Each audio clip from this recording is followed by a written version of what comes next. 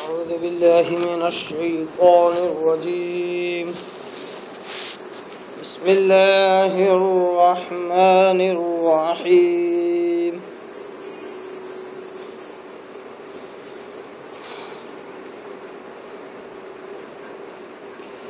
صبغة الله ومن أحسن من الله صبغة ونحن له عابدون صدق الله العظيم نحمده ونصلي على رسوله الكريم اما بعد تمام قسم کی حمد و ثنا تعریف کبریائی اور بڑائی اسے اللہ وحدہ لا شریک کے لیے لائق اور زیبا ہے، جو ساری کائنات کا خالق، مالک، میرا اور آپ کا مربی ہے۔ اسے اللہ کے لیے ساری تعریفیں ہیں جس نے مجھے اور آپ کو اس بات کی توفیق دی کہ ہم اس کی کتاب کو پڑھیں، سمجھیں، اس پر عمل کریں، اس کو اپنی زندگی میں لائیں۔ ایسے پیارے اللہ کے لیے خوب خوب تعریف ہو۔ بعد اس کے آپ کے میرے آقا دو جہاں کے سردار الانبیاء پر محمد مصطفیٰ پر امام الانبیاء سردار الانبیاء پر کروڑا کروڑ انگنت بے شمار درود و سلام ہو، صلی اللہ علی محمد وسلم۔ قابل احترام بزرگوں، عزیز دوستوں، نوجوان ساتھیوں، قرآن مجید کی ایک آیت کی میں نے تلاوت کی ہے۔ آیت مختصر ہے یا مختصر نظر آتی ہے۔ سورہ بقرہ سورہ نمبر 2 جو کہ پہلے پارے کا سورہ ہے، اس کی رکو نمبر 16 کی یہ ہے آیت نمبر 138 130 پر 8 138۔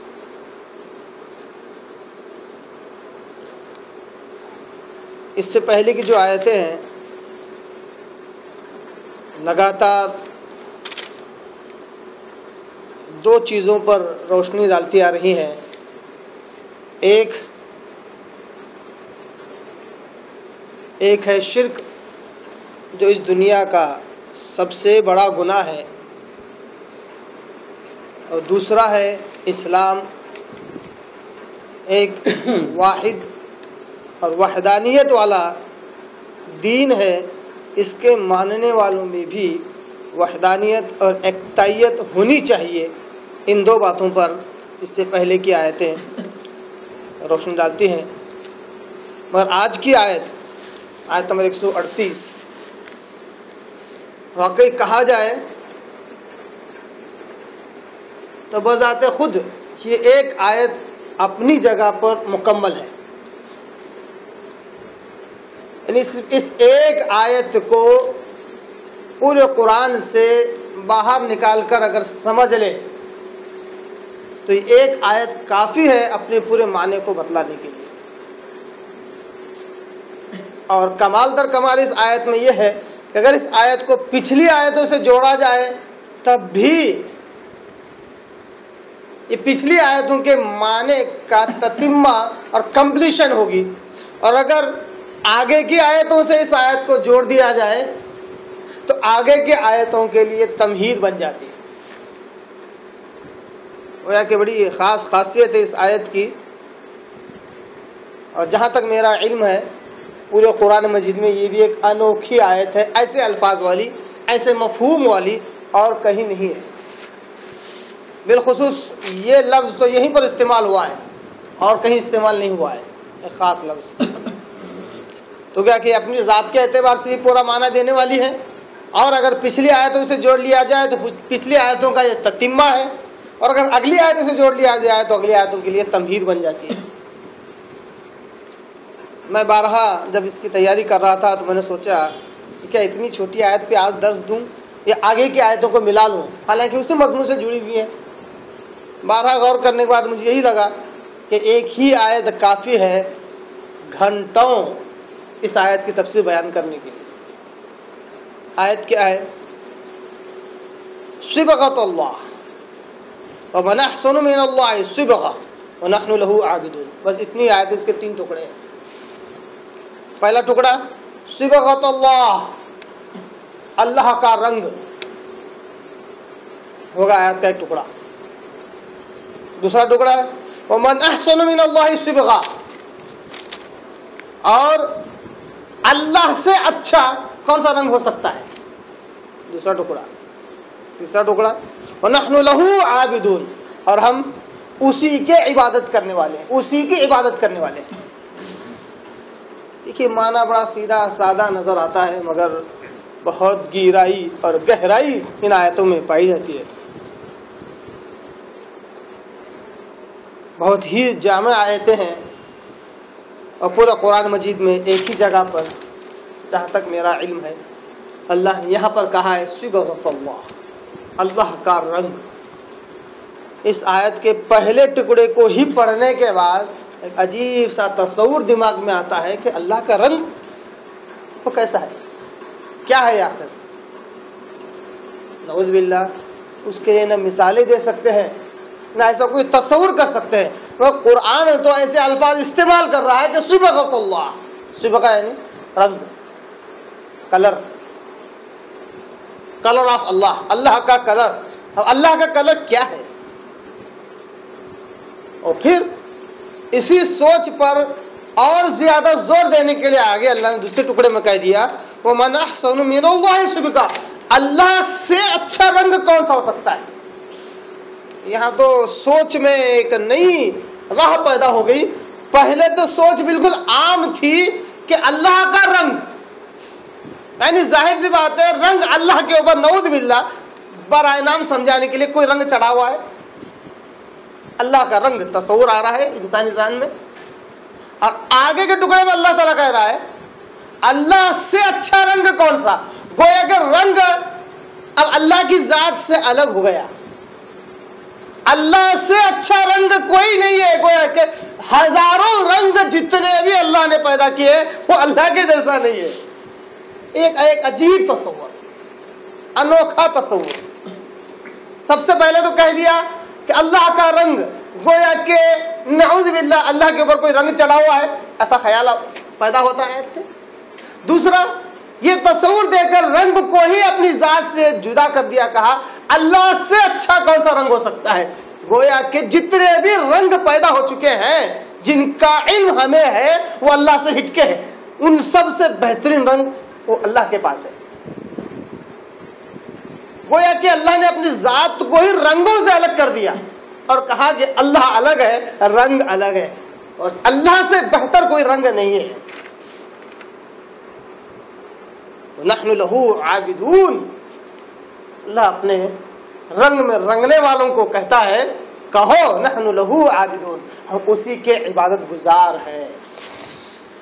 ظاہری الفاظ کے معنی دیکھتے ہوئے شاید ہم رنگوں میں کھو گئے، مگر الفاظ کے یہ معنی نہیں ہے جیسا کہ عربی الفاظ اپنے آپ کو ظاہر کر رہے ہیں۔ بڑی کمال کی آیت ہے۔ بڑی محنتوں کے بعد اس آیت کو سمجھنے کے لیے، بڑی دشواریوں کے بعد اس آیت کو سمجھنے کے لیے ایک آیت قرآن مجید میں ایسی ملی جو صبغۃ اللہ لفظ کو سمجھا سکتی ہے، اللہ کے رنگ کو سمجھا سکتی ہے۔ جب اللہ کے رنگ کو اگر ہم سمجھ لیں تو وہ من احسن من اللہ صبغہ بھی ہمیں سمجھ میں آ جائے گا۔ اور نحن لہو عابدون، اللہ کے رنگ میں عبادت کا تصور کیا ہے، اللہ ہی کی عبادت کرنے کا تصور اس آیت میں کیوں آ رہا ہے، اس میں بھی ربط معلوم ہو جائے گا، اس میں بھی کوئی تعلق ہمیں سمجھ میں آ جائے گا۔ تو سب سے پہلی مہم ہمارے سامنے جو سر کرنی وہ یہ ہے صبغۃ اللہ کہتے کس کو ہے، اللہ کا رنگ کہتے کس کو ہے، یہ آیت کیوں نازل ہوئی؟ اس تعلق سے تو کوئی خاص حدیث یا روایت ایسی نہیں ہے جو اس آیت کے صحیح مفہوم کو بیان کر سکے، مگر مفسرین کے نزدیک اس بات پر اتفاق ہے کہ یہ آیت بالخصوص عیسائیوں کے ایک نظریے کو رد کرنے کے لیے یہ آیت نازل ہوئی ہے، یا عیسائیوں کے نظریے کو ظاہر کرنے کے لیے، بتلانے کے لیے یہ آیت نازل ہوئی ہے۔ عیسائیوں کا وہ نظریہ و عقیدہ کیا ہے جس پر عیسائی عمل کرتے تھے، جس کی وجہ سے اللہ تعالیٰ کو یہ آیت نازل کرنی پڑی۔ عیسائی لوگ آج بھی اور اس وقت بھی، پہلے زمانے میں بھی، ایک رسم تھی ان کے پاس، ایک پروسیس تھا ان کے پاس کہ جب بھی ان کے گھر میں کوئی بچہ پیدا ہوتا تو اس بچے کو ایک بڑے سے حوض میں جس کے پانی کا رنگ زرد ہوا کرتا تھا، اس میں اس بچے کو ڈبو کر اٹھاتے، باہر نکالتے۔ اور اسی طرح اگر کوئی عیسائی بننا چاہتا اس کو بھی زرد رنگ میں ڈبا کر باہر نکالتے، کہتے کہ اب یہ صاف اور ستھرا ہو گیا، پاک اور شفاف ہو گیا، یہ پوتر ہو گیا، اب یہ عیسائی بن گیا، پچھلا سب کچھ دھل گیا۔ اس پروسیس کو، اس رسم کو وہ اردو میں بیپتسما کہتے ہیں اور انگریزی میں بیپٹائز کرنا کہتے ہیں۔ یہ بیپٹائز جب تک کسی کو نہیں کرتے تب تک اس کو عیسائی نہیں سمجھتے۔ اسی لیے ان کے گھر میں اگر کوئی بچہ پیدا ہوتا، حالانکہ عیسائی گھر میں عیسائی بچہ پیدا ہو رہا ہے، تب بھی انہیں یہ پروسیس کرنا پڑتا، یہ رسم ادا کرنی پڑتی کہ عیسائی بچے کو جو کہ عیسائی گھر میں پیدا ہوا ہے اس کو بھی بیپتسما کر کے عیسائی بناتے۔ یہیں پر ان کی گمراہی کا ثبوت مل رہا ہے کہ جس گھر میں بچہ پیدا ہوا وہ خود عیسائی ہے، ان کے بقول، ان کے زاویہ و نظریے کے مطابق ماں باپ دونوں عیسائی تو بچہ بھی عیسائی، پھر بھی اس کو وہ بیپتسما کر کے، بیپٹائز کر کے اس کو عیسائی بناتے، کہتے کہ اب یہ بچہ صحیح عیسائی بن گیا۔ تو اس زرد رنگ کو وہ بڑی اہمیت دیتے تھے اور کہتے تھے کہ جس کا یہ رنگ ہو وہ اصلی عیسائی ہے، عیسائی گروپ میں وہ آ جاتا ہے، عیسائی فرقے میں وہ شامل ہو جاتا ہے۔ اللہ نے یہ آیت نازل کی، صبغۃ اللہ، اللہ کا رنگ، اللہ کا رنگ، صبغۃ اللہ، اللہ کا رنگ۔ اتنی آیت ہے، مطلب بہترین اگر کوئی چیز ہے اس دنیا میں تو وہ ہے اللہ کا رنگ۔ عیسائیوں کے رنگ میں رنگنے کا نام رنگ نہیں ہے، اللہ کے رنگ میں رنگنے کا نام صبغۃ اللہ، اللہ کا رنگ ہے۔ اور آگے اللہ نے کہا وَمَنْ أَحْسَنُ مِنَ اللَّهِ صِبْغَةً، اللہ سے بہتر اور کون سا رنگ ہو سکتا ہے۔ اب آیت کے دوسرے ٹکڑے کو سمجھنے سے پہلے یہیں پر اور دیکھ لیں کہ صبغۃ اللہ کہتے کس کو ہے۔ ایک تو یہ آیت کے نزول کا سبب سمجھ میں آ گیا کہ عیسائیوں کے کا ایک رسم تھا بیپتسما، کہ وہ اپنے بچوں کو زرد رنگ میں ڈبوتے، نہلاتے، غسل کراتے، یا کوئی عیسائی بنتا اس کو اس رنگ میں ڈبوتے، نہلاتے، اس کو کہتے یہ بیپٹائز کر دیا گیا، بیپتسما کر دیا گیا ہے، اس لیے اب یہ عیسائی ہو گیا۔ اللہ نے کہا ایسا رنگ رنگنا یہ حقیقت نہیں ہے، اللہ کے رنگ میں رنگنا یہ حقیقت ہے۔ تو گویا کہ معلوم ہوا کہ سب سے بڑا محمد یہی ہے کہ اللہ کا رنگ آخر ہے کہاں اور ہے کیا جس میں ہم کو رنگنا ہے، کون سا رنگ ہے وہ جہاں پہ اللہ کے رنگ میں ہمیں رنگنا ہے۔ قرآن مجید کے اوراق پلٹاتے ہیں اور آگے بڑھتے چلے جاتے ہیں کہ ایسی کون سی آیت ہے جو سورہ بقرہ سورہ نمبر 2 پارہ نمبر 1 رکو نمبر 16 کی آیت نمبر 138 کی کافی حد تک تشریح کرتی ہے، صبغۃ اللہ کا معنی اور مفہوم مطلقی ہو۔ جس طرح اوراق پلٹتے ہوئے ہم آگے بڑھتے ہیں، یہ ملتا ہے سورہ مائدہ، سورہ انعام، سورہ اعراف، سورہ انبیاء، سورہ نور، اسی طرح سورہ سبا، اس سے پہلے سورہ روم سورہ نمبر 30، سورہ روم سورہ نمبر 30 21ویں پارے کا سورہ ہے، سورت مکی سورت ہے۔ اس کی آیت نمبر 28 اور 29 اگر ہم دیکھتے ہیں، آیت نمبر 28 اور 29 ہم دیکھتے ہیں، یا پھر گویا کہ اس کا رکو نمبر 4 ہم دیکھتے ہیں، سورہ روم سورہ نمبر 30 21 پارے کا سورہ، رکو نمبر 4 کی بالکل ابتدائی آیتیں، اور رکو نمبر 4 کی ابتدا ہوتی ہے آیت نمبر 28 سے. بڑی پیاری آیتیں ہیں. آج کے درس کا جو مقصد ہے اور جو مقصود ہے، جو چاہا جا رہا ہے مجھ سے اور آپ سے قرآن مجید کے ذریعے، وہ یہ ہے کہ قرآن مجید کا یہ جو آج کا درس ہے 2 چیزوں پر منحصر ہے، 2 چیزوں کی تشریح کرتا ہے، تفسیر بیان کرتا ہے، 2 چیزوں کے تعلق سے اپنا عقیدہ، اپنا ذہن، اپنی سوچ کلیئر رکھنے کے لیے کہتا ہے. 2 چیزیں مقصود ہے اس سے اپنا ذہن کلیئر ہے. پہلی چیز لا الہ الا اللہ، اور دوسری چیز محمد رسول اللہ. تو آپ کہیں گے ان 2 چیزوں کا تعلق ان آیتوں میں کیا ہے؟ اگر ہم پورے اسلام پر غور کریں تو معلوم ہوتا ہے کہ پورے اسلام کا نچوڑ یہی 2 باتیں ہیں، ایک لا الہ الا اللہ، دوسرا محمد رسول اللہ.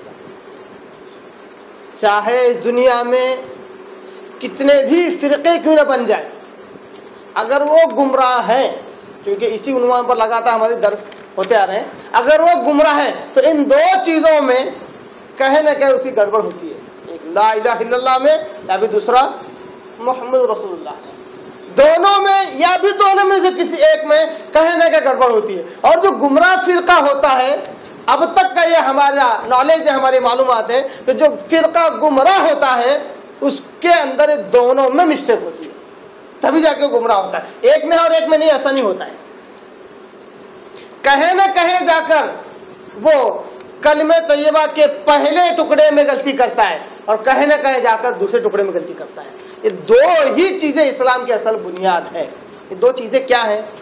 لا الہ الا اللہ یہ بتلاتا ہے کہ صرف اور صرف ایک اللہ کی عبادت کی جائے، اس کے ساتھ کسی کو شریک نہ کیا جائے. اللہ کی ذات میں کسی کو شریک کرنا یہ سب سے بڑا گناہ، کبیرہ گناہ ہے. اسلام یہ نہیں چاہتا کہ اللہ کے ساتھ کسی کو شریک کیا جائے، شرکت کیا جائے. اور دوسرا محمد رسول اللہ کلمے کا یہ دوسرا ٹکڑا مسلمانوں سے یہ چاہتا ہے کہ رسول کی رسالت میں کسی کو شریک نہ کیا جائے. یہ بھی شرک فی الرسالہ کہتے ہیں اس کو. ایک ہے شرک فی اللہ، یا شرک فی العبادہ، یا شرک فی الذات، یا شرک فی الالوہیت. اللہ کی ذات میں کسی کو شریک کرنا یہ لا الہ الا اللہ میں آ گیا.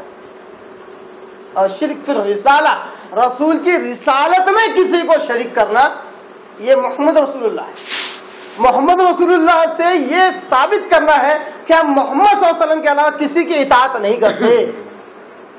محمد صلی اللہ علیہ وسلم کے علاوہ کسی کی اطاعت نہیں کرتے. ان کی بات سے جس کی بات میچ کھا جائے سب آنکھوں پر، ان کی بات سے جس کی بات، جس کا قول، جس کا فکر، جس کا تفکر، جس کی عقل، جس کی فہم، جس کی فکر، ان کی بات کے خلاف چلی جائے، ہم ایسے شخص کی اطاعت نہیں کرتے. چاہے وہ شخص ہو، چاہے فرد ہو، چاہے کتاب ہو، چاہے کہ گروہ اور جماعت کی ہو. پیارے آقا صلی اللہ علیہ وسلم کے خلاف اگر کوئی چلا جائے ہم اس کی اطاعت نہیں کرتے. یہ محمد رسول اللہ سے چاہا جاتا ہے کہ اللہ کے نبی رسول صرف اور صرف محمد صلی اللہ علیہ وسلم ہے، انہی پر وحی آتی ہے. یہی پرفیکٹ جس طرح ہمیں رہبری کر سکتے ہیں، قسم خدا کی دنیا کا کوئی مائکا لال رہبری نہیں کر سکتا ہے، نہیں کر سکتا ہے. جس طرح پیارے آقا صلی اللہ علیہ وسلم نبی ہونے کی حیثیت سے، وہی اترنے کی حیثیت سے ساری انسانیت کی رہبری قیامت تک کر سکتے ہیں، چاہے زندہ ہو یا مردہ، قیامت تک کر سکتے ہیں. قسم خدا کی ایسا عقیدہ کسی بھی شخص کے تعلق سے، چاہے چھوٹا ہو یا بڑا، یہ عقیدہ رکھنا کہ وہ زندہ ہے تو نبی صلی اللہ علیہ وسلم کی طرح یا نبی صلی اللہ علیہ وسلم سے لے کر رہبری کر رہا ہے، یا اس کے مرنے کے بعد بھی آج بھی اس کی رہبری، اس کا فقہ، اس کی سمجھ، اس کا تفکر ہمارا رہنمائی کر رہا ہے کہ نبی کی رسالت میں شریک کرنا ہوا. اسلام انہی دو بنیادوں پر منحصر ہے. اس میں گڑبڑ ہو جائے تو انسان حق پرست جماعت سے نکل کر گمراہ جماعتوں میں شامل ہو جاتا ہے. ان دو چیزوں پر آئیے دیکھیے صبغۃ اللہ، اللہ کا رنگ کس طرح چڑھتا ہے. یہ ان دو باتوں کو کس طرح یہ آیتیں ہمیں سمجھاتی ہیں. سورہ روم سورہ نمبر 30 21 پارے کا سورہ رکو نمبر 4 کی ابتدائی آیت، بڑی پیاری آیت ہے. اللہ اکبر، جی کرتا ہے بار بار ان آیتوں کو پڑھتا جاؤں، بار بار ان آیتوں کو پڑھوں، بار بار ان آیتوں کو سمجھاؤں، ایک دو نہیں ہزاروں کروڑوں لوگوں تک یہی آیتیں پہنچاؤں. اتنی پیاری آیتیں، دل اور دماغ کے دریچوں کو کھولنے والی آیتیں. سورہ روم سورہ نمبر 30 رکو نمبر 4 کی آیت نمبر 28 اللہ کہتا ہے وَضَرَبَ لَكُم مَّثَلًا مِّنْ أَنفُسِكُمْ. آیتوں کو سننے سے پہلے دو نکات کو ذہن میں رکھیے. لا الہ الا اللہ محمد رسول اللہ. اللہ کی ذات میں نہ شریک کرنا ہے اور نہ ہی رسول کی رسالت میں کسی کو شریک کرنا ہے. اطاعت عبادت اللہ کی ہو اور اطاعت پیارے آقا صلی اللہ علیہ وسلم کی ہو. کسی اور کی اطاعت نہیں ہو سکتی، کسی اور کی عبادت بھی نہیں ہو سکتی. نہ شرک اللہ کی ذات میں ہو سکتا ہے، نہ نبی کی رسالت میں کسی کو شریک کیا جا سکتا ہے. اب ان آیتوں پر غور کریں. اللہ کہتا ہے ضرب لکم مثلا من انفسکم. مثال بیان کرتا ہے اللہ تعالیٰ، اے انسانوں تمہارے لیے، من انفسکم تمہاری ہی ذات میں سے، تمہاری ہی دنیا میں سے، تمہارے ہی لوگوں میں سے، تمہاری ہی طرح کی ایک مثال اللہ تعالیٰ بیان کرتا ہے. اللہ تعالیٰ مثال بیان کر رہا ہے انسانوں کے لیے، انسانوں کی ہی جیسی، جس کو انسان سمجھ سکتے ہیں. ایسا نہیں کہ کوئی انوکھی اور نئی دنیا، نئے ورلڈ، نئے کیا کہتے ہیں، نئی کائنات کی کوئی مثال اللہ تعالیٰ نہیں دے رہا ہے، بلکہ انسان جس دنیا میں رہتے ہیں اسی دنیا کی، انہی کے سمجھ میں آنے والی ایک مثال اللہ تعالیٰ بیان کرتا ہے. کہتا ہے هل لکم مما ملکت ایمانکم. هل لکم کیا اے انسانو تم، مما ملکت ایمانکم وہ جو تمہارے ماتحت میں ہے، جن کے تم مالک ہو، جو تمہاری مملکت ہے، جو تمہاری جائیداد ہے، یعنی کہ نوکر چاکر. اس آیت کے اس ٹکڑے کا مطلب نوکر چاکر.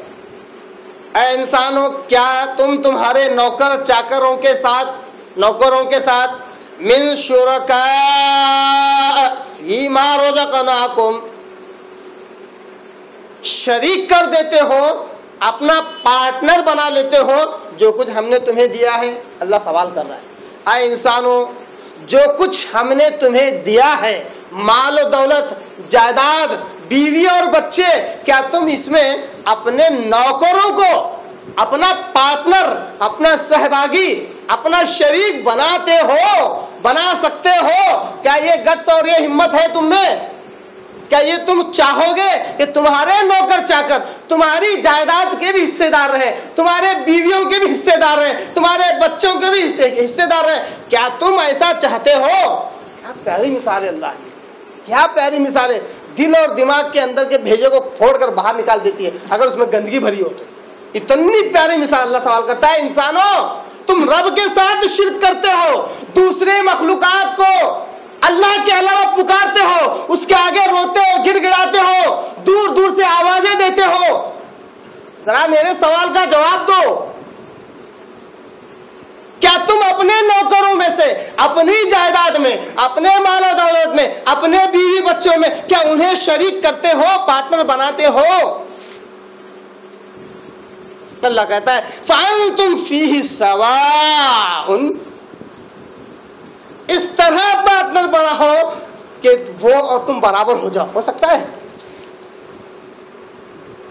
ایک آدمی کی 5 بلڈنگ ہیں، 1-1 کروڑ کی ایک بلڈنگ ہے، اور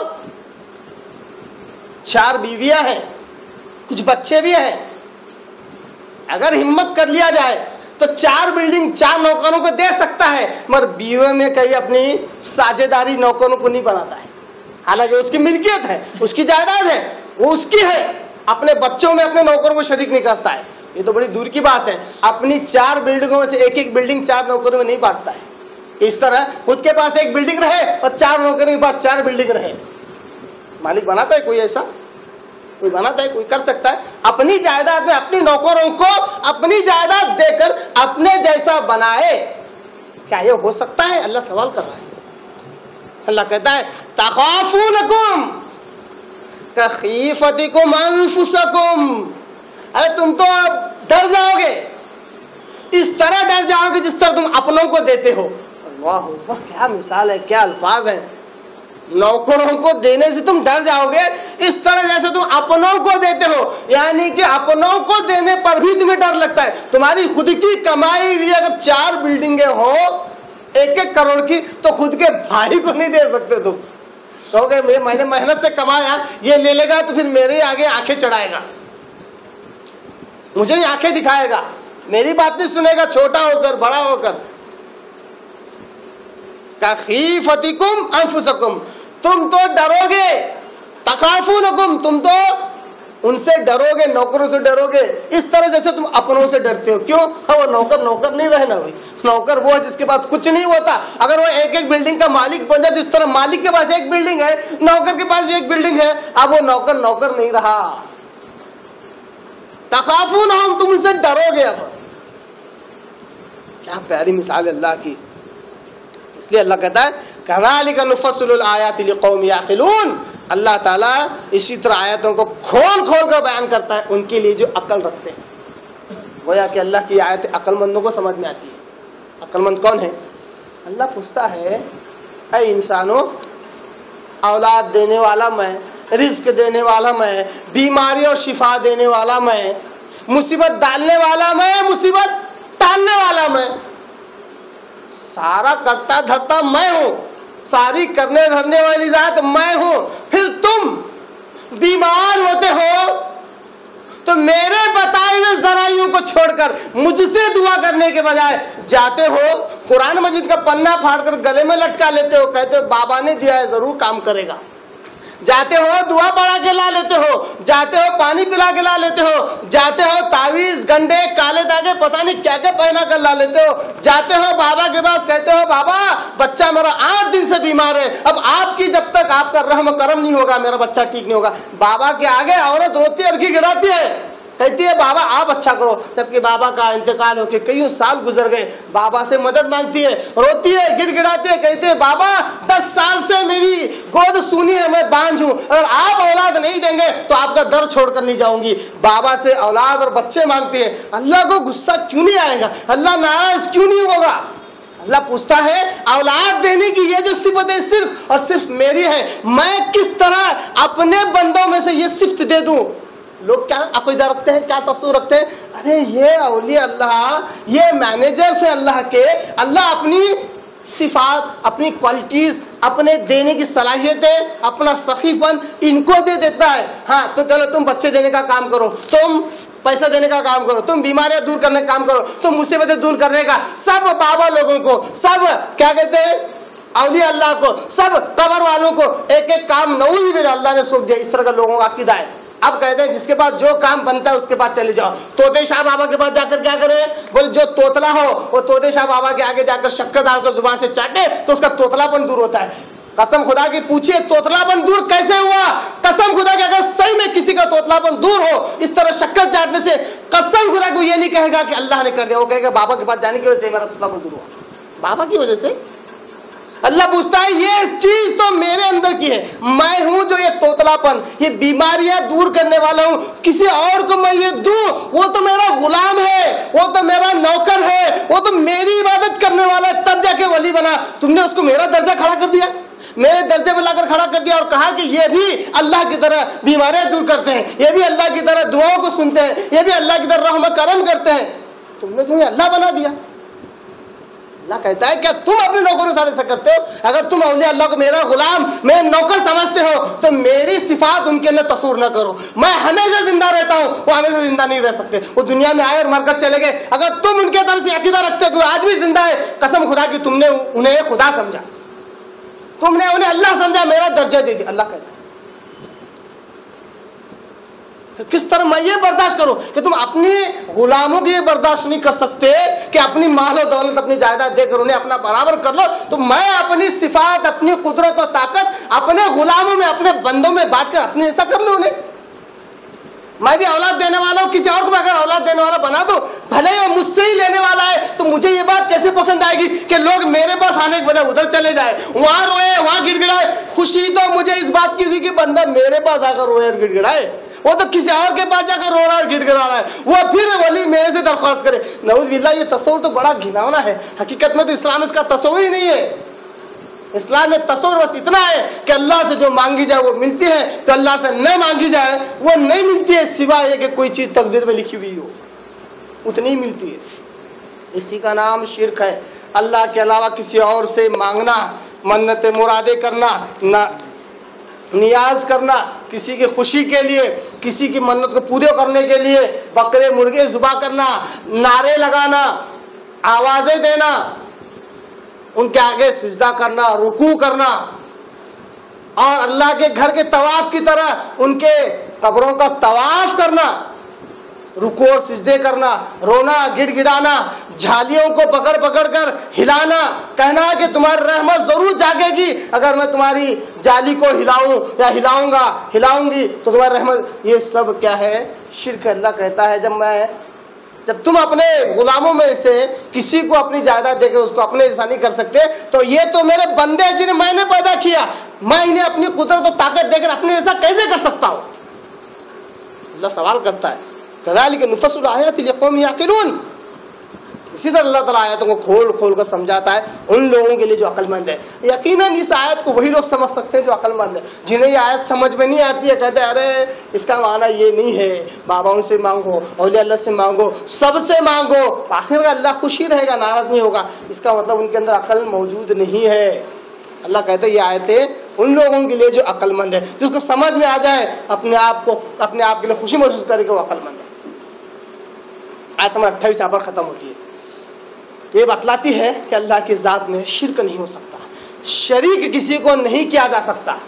لا الہ الا اللہ کا صحیح مفہوم بیان کرنے والی آیت نمبر 28۔ آگے آیت بل اتبع الذین ظلموا اہواءہم بغیر علم۔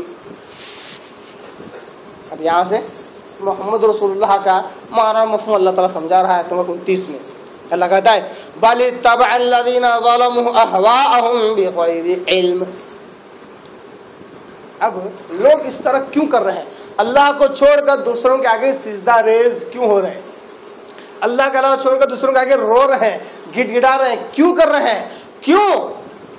اور کیوں ایسا ہو رہا ہے کہ نبی کے علاوہ کسی اور کی اطاعت اپنے آپ پر لازم کر لی اور کہا کہ اب ہم ان کی اطاعت کے باہر، ان کی تقلید کے باہر ہم نہیں جا سکتے، اگر چلے جائیں گے تو ہم کافر ہو جائیں گے۔ کیوں اپنے آپ پر کسی کی اطاعت اور فرما برداری کی انہوں نے لازم کر لیا ہے؟ اللہ جواب دیتا ہے بل اتبع الذین ظلموا، بلکہ یہ اتباع کرتے ہیں کون لوگ؟ ظالم لوگ۔ یہ انوکھا انداز ہے قرآن مجید کا، یہ انوکھا انداز ہے۔ واقعی آیتیں یہ ثابت کر رہی ہیں کہ یہ آیتیں ایسی آیتیں، ایسے الفاظ انسان نہیں لکھ سکتا ہے۔ بل اتبع الذین ظلموا، بلکہ اتباع کرتے ہیں یہ ظالم لوگ، جبکہ اصل میں عربی کا جملہ ہونا یہ چاہیے تھا الذین ظلموا بل اتبع اہواءہم، یہ اصل میں عربی کا جملہ ہے، یعنی یہ ظالم لوگ بلکہ اتباع کرتے ہیں اپنی نفسانی خواہشات کی۔ یہ عربی جملہ ہے، اللہ نے جملے کو الٹا کر دیا، پہلے لایا بل اتبع، یعنی بلکہ یہ اتباع کرتے ہیں کون لوگ؟ جواب دیا ظالم لوگ۔ کس چیز کی؟ یہ بعد میں آ رہا ہے۔ اتباع کرتے ہیں کس چیز کی؟ یہ جواب پہلے آنا چاہیے تھا۔ اتباع کرتے ہیں کون لوگ؟ ظالم لوگ۔ کس چیز کی؟ اہواہم، اپنی نفسانی خواہشات کی۔ یہ بعد میں آیا۔ کیوں؟ وجہ یہ ہے کہ انسان ظالم پہلے بنتا ہے یا نفسانی خواہشات کی پیروی پہلے کرتا ہے؟ یہ سوال ہے۔ انسان ظالم پہلے بنتا ہے پھر نفسانی خواہشات کی پیروی کرتا ہے، یا نفسانی خواہشات کی پیروی پہلے کرتا ہے بعد میں ظالم بنتا ہے؟ ظاہر سی بات ہے نفسانی خواہشات کی پیروی پہلے کرتا ہے بعد میں ظالم بنتا ہے۔ ظالم کوئی ظالم نہیں ہوتا جب تک کہ ظلم نہ کرے، ہے نا؟ کوئی ظالم بن کر پیدا نہیں ہوتا، جب ظلم کرتا ہے تب جا کے ظالم بنتا ہے. تو عمل پہلے ہے، حکم بعد میں ہے، اس لیے پہلے عمل کا اظہار ہوا. بل اتبع، یہ اصل میں اتباع کرتے ہیں، یہ عمل ہے ان کا. کون لوگ؟ ظالم لوگ. کس چیز کی اتباع کرتے ہیں؟ اہواءہم، اپنی نفسانی خواہشات کی. وہ ایک نفسانی خواہشات کی اتباع کرنے کی وجہ سے اب یہ ظالم ہو گئے. اتباع بھی کیسے کرتے ہیں؟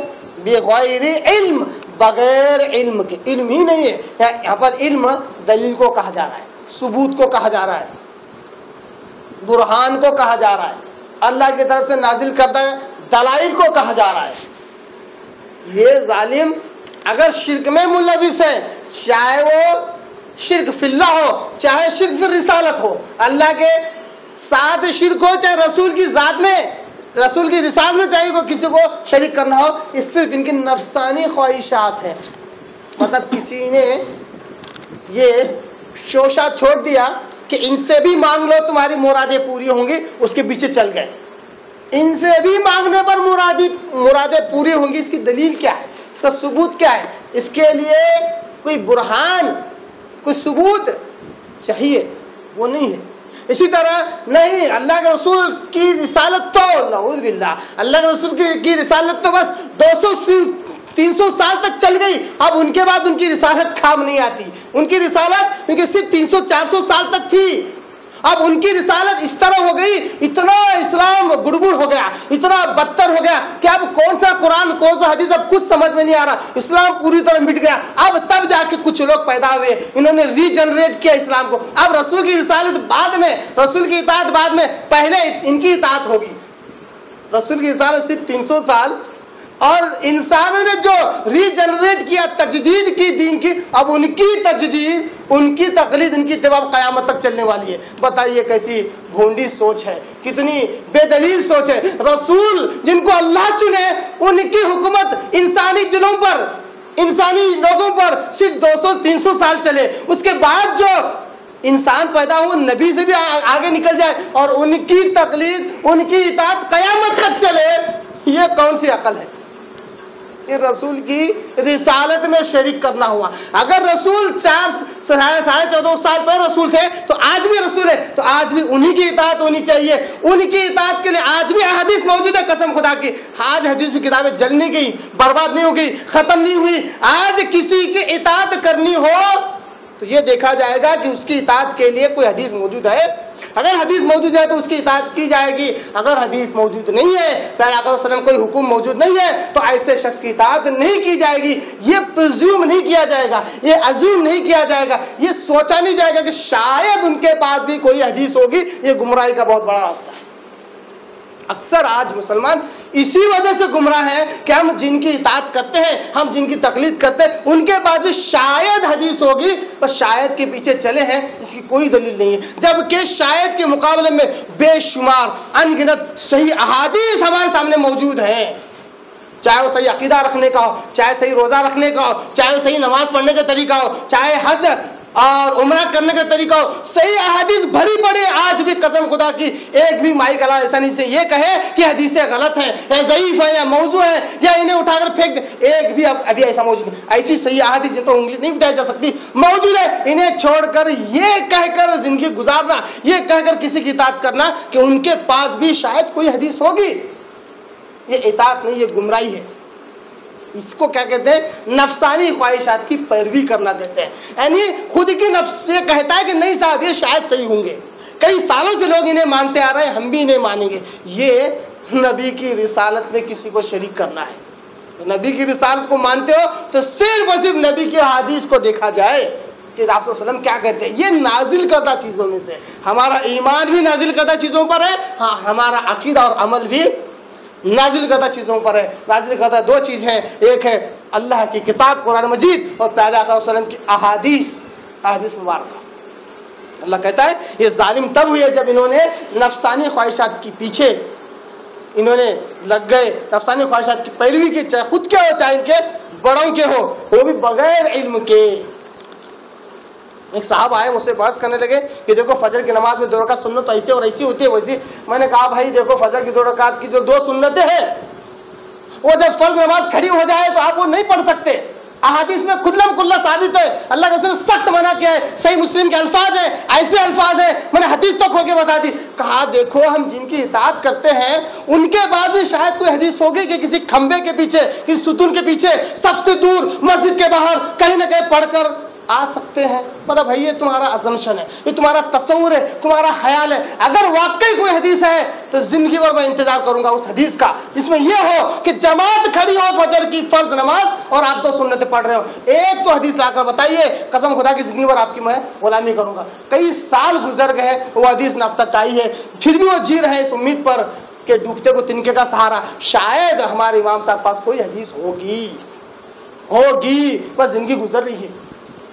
جو صحیح حدیث میں نے پیش کی اس کی کوئی ویلو نہیں ہے, اس کی کوئی اہمیت نہیں ہے. رسول کے احکام کی حکم ہے, تمام سینٹرز ہے کہ فجر کی 2 رکعت فرض جب کھڑی ہو جائے, فجر کی اقامت جب ہو جائے, کوئی نماز نہیں. حدیث کا الفاظ, کوئی نماز نہیں. پھر بھی نہیں, کھمبے کے پیچھے, ستون کے پیچھے, آڑ کے پیچھے 2 رکعت پڑھ سکتے ہیں. کہاں ہے حدیث؟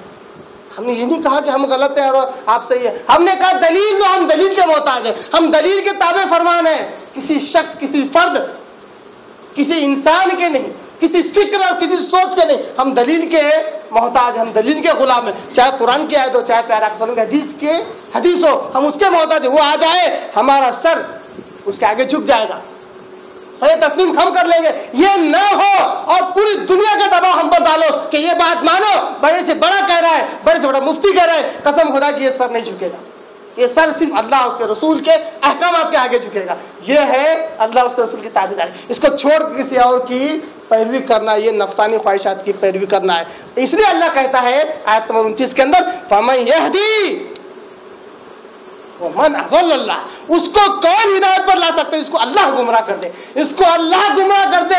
وہ دیوانہ وار زندگی بھر ایک بیماری مبتلا ہو جاتا ہے. وہ خوش فہمی, میں تو حق پر ہوں, میں تو حق پر ہوں, میں تو صحیح ہوں, میں تو صحیح سمجھ رہا ہوں, صحیح عمل کر رہا ہوں. بس ایک خوش فہمی میں مبتلا رہتا ہے. اس کو اللہ نے گمراہ کیا, اس کو کوئی ہدایت نہیں لا سکتا. اور جس کو اللہ ہدایت پر لا دے, قسم خدا کی پوری دنیا مل کر اس کو گمراہ نہیں کر سکتی ہے. آیت نمبر 29. ابھی بات ختم نہیں ہوئی, آگے بڑی پیاری بات اللہ کہتا ہے آیت نمبر 30 کے اندر, فاقم وجہک للدین حنیفا فطرت اللہ التی فطر الناس علیہا. یہ ہے ہمارے سورہ بقرہ کی آیت کی اصل آیت. یہ آیت کو سمجھنے کے لیے اوپر کی آیتوں کا بھی سمجھنا ضروری تھا. اس میں شرک کا رد تھا, اب یہاں پر شرک سے رسالت کا رد ہے. کیا کہتا اللہ تعالیٰ؟ فاقم وجہک للدین حنیفا, لہذا جھک جاؤ یا ہو جاؤ یا کر دو اپنے چہرے کو دین حنیف کی طرف, ایکسو ہو کر اسلام کی طرف اپنے آپ کو پھیر لو. فطرت اللہ, یہ ہے اللہ کی فطرت, اللہ کی تخلیق. لفظ فطرت اللہ صبغت اللہ کا صحیح معنی اور مفہوم بتلاتا ہے. صبغت اللہ کا صحیح معنی و مفہوم کیا ہے؟ فطرت اللہ, یعنی اللہ کی فطرت, اللہ کی تخلیق, اللہ کا اصول, اللہ کا قانون, یعنی کہ اسلام. اب معلوم ہوا صبغت اللہ کا صحیح معنی و مفہوم اسلام ہے. صبغت اللہ ومن احسن من اللہ صبغہ, اللہ سے بہتر اور کون سا رنگ ہو سکتا ہے؟ مطلب اللہ نے جو دین دیا ہے اسلام, اس سے بہتر اور کون سا دین ہو سکتا ہے؟ کون سا دین ہو سکتا ہے؟ نہیں ہو سکتا ہے. وہاں پر رنگ سے مراد اسلام کی طرف اشارہ ہے. صبغت اللہ یعنی اللہ کا دین, اللہ کی تخلیق, اللہ کی کاریگری جو کہ اسلام ہے, اس کو اللہ نے بڑے کیا کہتے ہیں اس بڑے بہترین پیغام کے ساتھ اس انسانیت کو بطور نعمت اور احسان کے طور پر دیا ہے. اس سے بہتر اور کوئی دین نہیں ہو سکتا. صبغت اللہ من احسن من اللہ, صبغہ کا معنی یہ ہوا کہ اللہ کا دین یعنی اسلام, اس سے بہتر اور کوئی اسلام سے بہتر اور کوئی دین نہیں ہو سکتا. اسی بات کو اللہ تعالیٰ کہتا ہے فاقم وجہک للدین حنیفا, اپنے چہرے کو ایک ہی دین کی طرف خالص کر کے موڑ لینا, وہ اسلام. فطرت اللہ, اللہ کی فطرت, اللہ کا قانون. فطرت سے مراد اللہ کا قانون, التی فطر الناس علیہ, جس قانون پر اللہ نے انسان کو پیدا کیا ہے. یعنی جب انسان پیدا ہوتا ہے فطرت پر پیدا ہوتا ہے، یہ آیت کہتی ہے. یعنی جب انسان پیدا ہوتا ہے فطرت پر پیدا ہوتا ہے. فطرت سے مراد حدیث دیکھ لیتے ہیں. آپ صلی اللہ علیہ وسلم اسی آیت کی تشریح کرتے ہوئے حدیث میں کہتے ہیں کہ جب بھی انسانی بچہ پیدا ہوتا ہے، صحیح بخاری سے مسلم کی حدیث، جب بھی انسانی بچہ پیدا ہوتا ہے تو وہ فطرت پر پیدا ہوتا ہے. حدیث میں ایسے الفاظ، کس پر پیدا ہوتا ہے؟ فطرت پر. یعنی آپ صلی اللہ علیہ وسلم کہتے ہیں اسلام پر، یعنی اسلام پر. اب وہ اگر یہودی کے گھرانے پیدا ہوتا ہے تو اس کے ماں باپ اسے یہودی بنا دیتے ہیں، جبکہ وہ فطرت پر یعنی اسلام پر تھا، توحید پر اس کا ایک اللہ کی بات کرنے والا بن کر پیدا ہوا تھا. اسے کون سا خدا، کون سا معبود، کون سی آگ کا پجاری، کون سا گائے کا پجاری، کچھ پتا نہیں تھا. اس کو بس ایک ہی چیز پتا تھی کہ اس کے رب نے اسے پیدا کیا ہے. جب اس کے ماں باپ اس کی تربیت یہودیت کے طور پر کرتے ہیں تو وہ یہودی بن جاتا ہے. عیسائی کے طور پر کرتے ہیں تو اسلام سے نکل کر عیسائی بن جاتا ہے. مجوسیت کے طور پر اس کی تربیت کرتے تو وہ مجوسی بن جاتا ہے. اور آپ نے کیا کہا؟ ہر بچہ فطرت پر یعنی اسلام پر پیدا ہوتا ہے. یہاں پر وہی فطرت لفظ ہے. فطرت اللہ کی فطرت یعنی اللہ کا اسلام جس پر انسانوں کو اللہ نے پیدا کیا ہے. یعنی انسان سب کے سب مسلمان بن کر پیدا ہوتے ہیں، سب کے سب اسلام پر پیدا ہوتے ہیں. ان کے ماں باپ انہیں اپنے اپنے دین میں شامل کرتے ہیں، اپنے دین کی تربیت کرتے ہیں. اس لیے اللہ کہتا ہے لا تبدیل لخلق اللہ، اللہ کی اس تخلیق میں تبدیلی نہ کرو. اللہ نے بچے کو پیدا کیا صحیح سالم، تو صحیح سالم رکھو اس کو. پیدا ہونے کے بعد بولا کہا بڑے منتوں کے ساتھ بیٹا پیدا ہوا. بابا کے نام کی منت میں نے مانگی تھی کہ اس کے ناک میں پھلی ڈال دوں گی، اس کے ناک میں نتنی ڈال دوں گی، ناک میں سوراخ کر دیا. بابا کی منت بیٹے کو لڑکی بنا رہی ہے. کان میں بالی پہنا دی، پیر میں کڑے اور چھلے پہنا دی. بابا کی منت. اللہ کہتا ہے میں نے پیدا کیا مسلمان بنا کر، تو کہہ رہی کہ اس کو کسی اور نے دیا، اور جو مرد تھا اس کو زنانہ بنا رہی ہے، عورت بنا رہی ہے. یہ شرک اور کفر نہیں تو کیا ہے؟ اللہ کہتا ہے لا تبدیل لخلق اللہ، اللہ کے تخلیق میں کوئی تبدیلی نہ کرو. اللہ نے جیسا پیدا کیا ویسا ہی رکھو، جیسا پیدا کیا ہے اس کے اندر تبدیلی نہ کرو. ناک چھوٹی ہے تو ناک بڑی کر لی، کان اچھے نہیں دکھ رہے تھوڑا سا چھوٹے کر لیے. نہیں، اللہ کی جو تخلیق ہے اس میں تبدیلی نہیں کر سکتے. اللہ نے مسلمان بنایا تو مسلمان ہی رہنے دینا، اپنی طرف سے نئے نئے عقائد بچے کو نہیں سکھانا. یہ آیت اس بات پر بھی زور دیتی ہے کہ بچوں کی تربیت صحیح اسلامی طریقے سے ہو، اپنی من مرضی اور اپنے ماحول سے نہ ہو. بچہ جیسی بڑا ہوتا رہتا ہے بچے سکھائے گا، دیکھ بیٹا بڑا بن کر یہی بننا ہے، تیرے کو ڈاکٹر ہی بننا ہے، انجینئر ہی بننا ہے، فلاں ہی بننا ہے، کیونکہ اس کا بڑا فائدہ ہے. ضروری نہیں کہ آپ ایسی تربیت کریں. سب سے پہلے مسلمان بن کر وہ بڑا ہو، مسلمان بن کر جوان ہو. یہ عقیدہ اس کے اندر نہ آئے تو ڈاکٹر بن کر، انجینئر بن کر، پروفیسر بن کر، سب بن کر وہ زیرو ہے اللہ کی نگاہ میں. اللہ کی تخلیق کو تم نے بدل دیا. سب سے پہلی سوچ اس کے اندر جو آنی چاہیے وہ ہے توحید والی. اور یہ توحید والی سوچ نہیں آتی ہے تو بچہ مسلمان بن کر جوان نہیں ہو رہا ہے، بلکہ دنیا پرست ہو کر دہریت والا وہ مسلمان بن رہا ہے، دہریت والا جوان ہو رہا ہے. اب وہ اسلام میں اور اللہ کی نگاہ میں اس کی کوئی اہمیت نہیں رہتی. لا تبدیل لخلق اللہ ذالک الدین القیم، یہ ہے سیدھا سچا دین. سیدھا سچا دین. دیکھو نا کتنا کلیئر کنسپٹ ہے. آپ صلی اللہ علیہ وسلم کے زمانے میں ہی نہیں، جب سے دنیا بنی، جب سے انبیاء آئے ہیں قیامت تک آپ دیکھیے دو ہی چیزوں کے اوپر صحیح عقیدہ رکھنا ہے، صحیح مان رکھنا ہے. ایک اللہ کی نازل کردہ کتاب اور انبیاء پر جو وہی نازل ہوتی تھی. دو ہی چیزیں ہر زمانے میں رہی ہیں. اب یہ دو چیزوں کے اندر تیسری چیز کو ملا دینا یا دو میں سے کسی چیز کو نکال دینا، یہ کہاں کی چالاکی، کہاں کی ہوشیاری، کہاں کی فقہ ہے. اگر اس کو فقہ کہیں گے ہم کہ قرآن مجید اور احادیث میں ہی تبدیلی کر دے اور اپنی مرضی اور خواہشات اگر اس نے بھر دے تو یہ کہاں کی فقہ ہوئی. جیسا کہ 12 میرے خیال سے سورہ بقرہ کی بعض آیتیں جو مسائل والی تھی ان میں بعض میں نے مثالیں ایسی دی تھی کہ لوگوں نے قرآن حدیث کو کس طرح بدل دیا، اس کے بدلے اقوال اور افعال کو جگہ دی اور دین کے چہروں کو مس کیا. کہتے ہیں اگر کوئی شخص کسی کے گھر میں چوری کرنا چاہتا ہے تو اس کے لیے ایک بہانہ یہ ہے کہ کسی اپنے ساتھی کو اس گھر میں اتار دے اور وہ اندر سے کوئی سامان پارسل کرے، یہ کہہ کر کہ لو میری طرف سے ہدیہ ہے، تحفہ ہے، اور وہ لے لے تو وہ چوری نہیں ہوئی. یہ اسلام ہے؟ اگر یہ فقہ ہے تو یقیناً یہ گمراہی کے علاوہ کچھ نہیں ہے. یہ اسلام نہیں ہے. اگر یہ حقیقی اسلام کا مسئلہ ہے تو اس کا ثبوت کہیں نہ کہیں قرآن میں یا کہیں نہ کہیں حدیث میں ملنا چاہیے. نہیں ملتا ہے.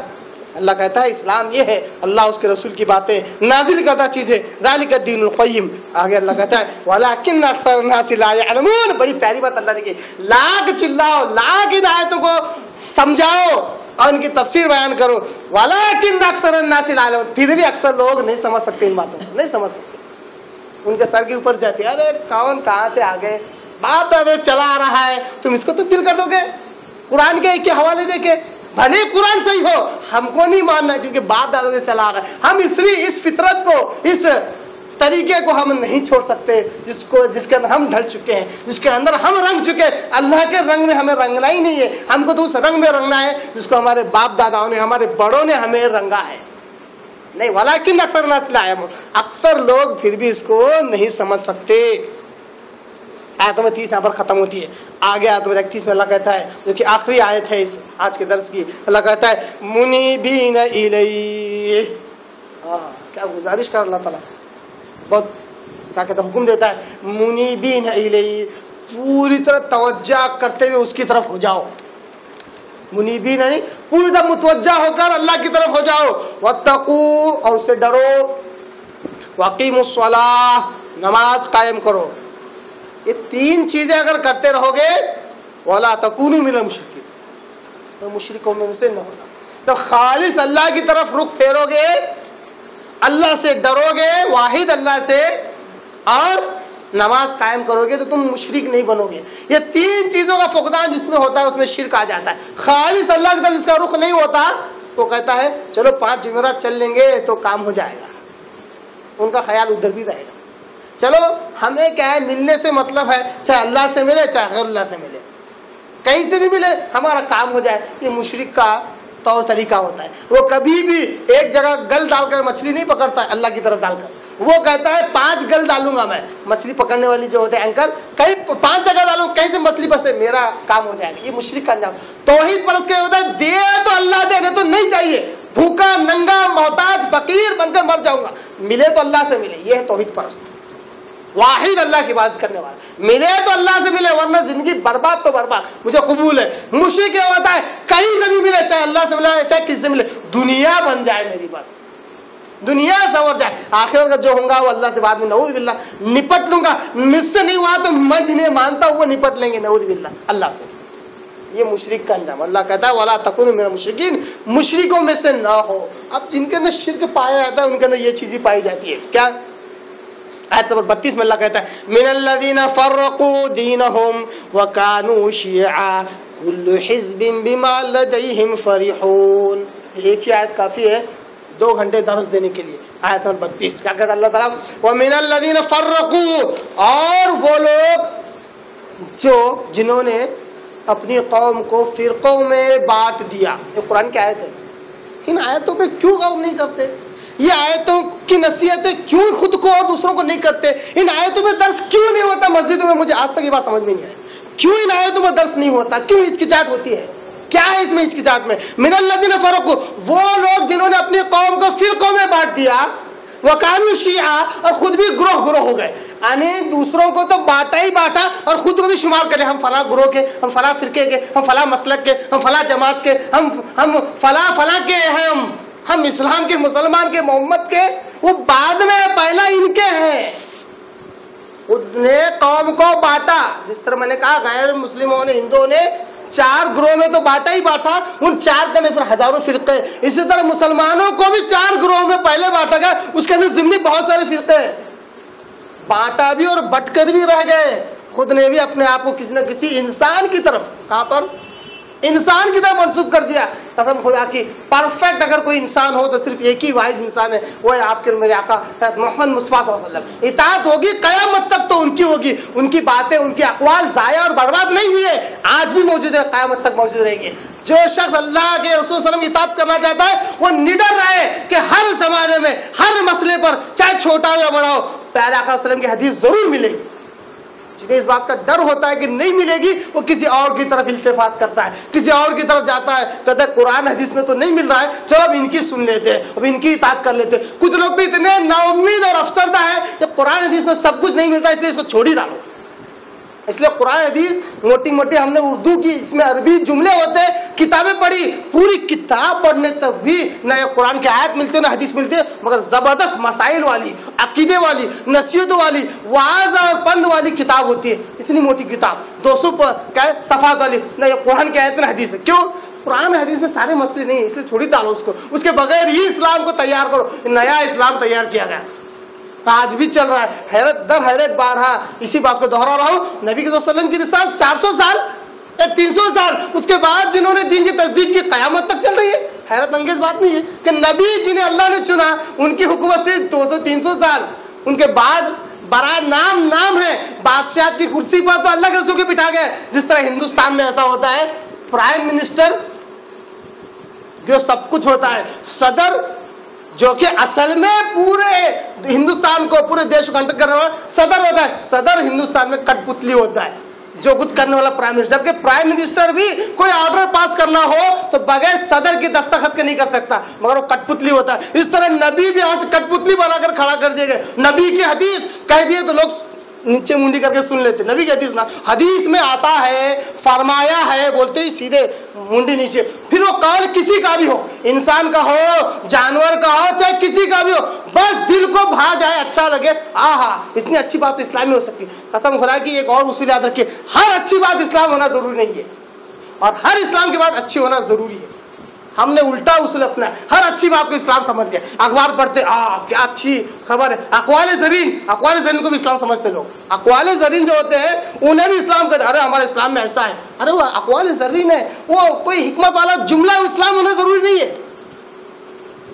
اب جیسا کہ مثال کے طور پر کہتے ہیں کہ بھائی ہر بیماری کی وجہ معدہ ہوتی ہے, حکیموں کا جملہ. ارے اسلام میں کہیں نہ کہیں اس کا ثبوت ہونا چاہیے. میں کہتا کیوں تلاش کر رہے اس بات کو؟ ہر بیماری کی وجہ اگر معدہ ہے, یہ حکیم کی نگاہ میں اسلام میں ہونا ضروری نہیں ہے, تم کیوں تلاش کرو؟ نہیں یہ اچھی بات ہے اسلامی, اس لیے اسلام میں ہونا ضروری ہے. لوگ کھودو, اسلام میں جو چیز نہیں مل رہی نہیں بناؤ.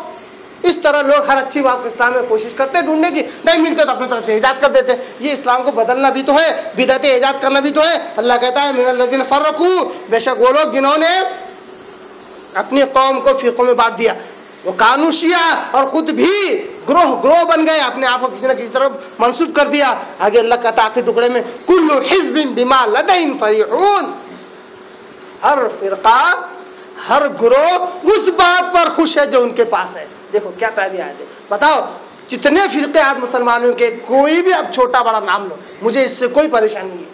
ہر فرقے کا نام لو, بتاؤ وہ آج اس پر خوش ہے جو اس کے پاس ہے. اس کو قرآن کی آیت دے, حدیث دے, سر آنکھوں پر قبول نہیں کرتا ہے. کہتا ہے نہیں ہمارے پاس یہ ہے کہ آپ چیک کرنا پڑے گا.